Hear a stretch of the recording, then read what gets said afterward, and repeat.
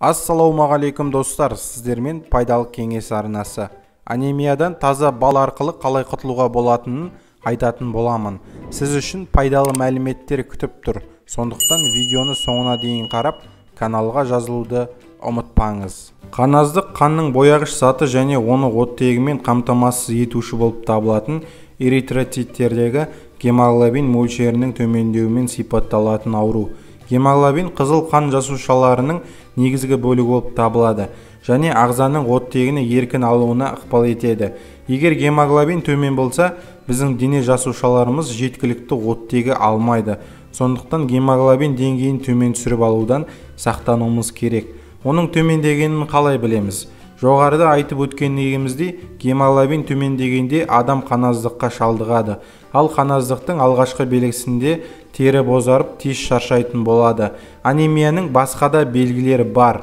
Мысалы, әлсіздік, құлақтағы шу, бас ауру, айналу, естен тану, көз алдына жұлдыздардың елестенуі, тыныс алуды қиындауы, ентігу, бұлшық ет әлсіздігі, еріннің жарылып бозаруы, көздің астында қара шеңберлердің пайда болуы, шаштың түсуі мен тырнақтың сынғыштығы.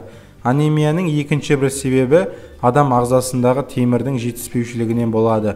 Ағзаға гемоглобин өндіруге қажетті жеңіл сіңімді темір және ақуызы бар тағамдармен байытылған тамақ жеу керек.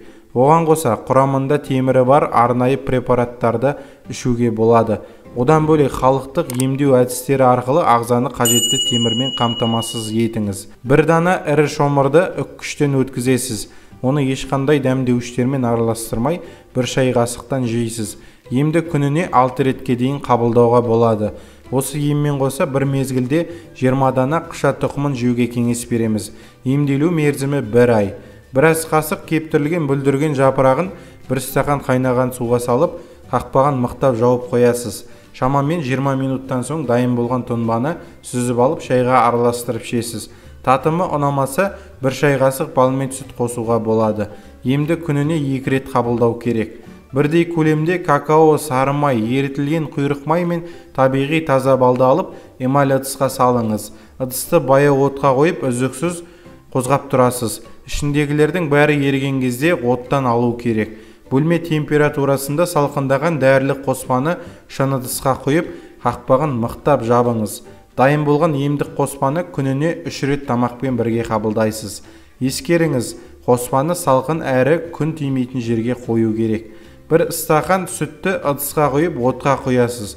Оған бір тіс сарымсақты езбесі мен 2-3 қалампырдың езілгенін қосып қайнатыңыз.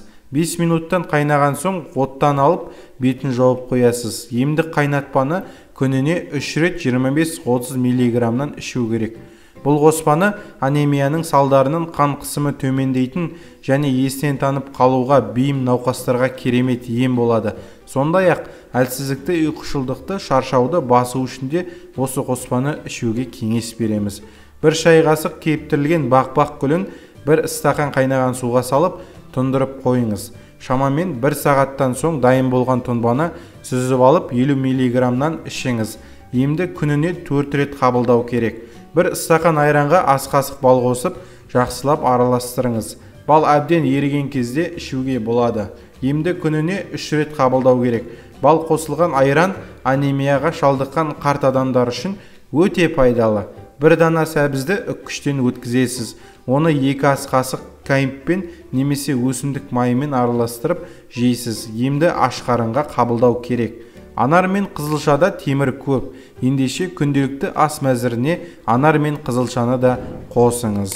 Құрметті достар, ауырып ем іздегенше ауырмайтын жол іздейік. Лайк басып, каналға жазылуды ұмытпаңыздар.